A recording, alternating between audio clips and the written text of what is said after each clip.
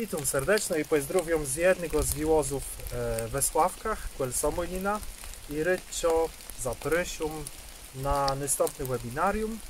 Ja ci gotymy zna, bo też dotykała prawie kamieniów, do jakich my jesteśmy przenucone. Widzimy ich na co dzień w budynkach, na drogach, czasami na trapach, rozmaitych murach, a też w młodziłach na granicach pól. Ale tak naprawdę ich rozmaitość jest większa niż w górach.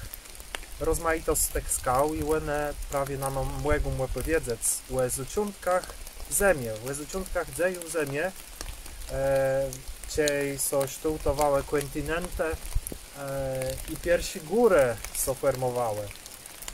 Bardzo też o tym, jak one są, bardzo też o ich obecność w naszej kulturze, w kaszepskiej kulturze, no i jak to wszystko bezweskać w uczeniem o przyrodzie, o geografii, a też w kulturze kaszy.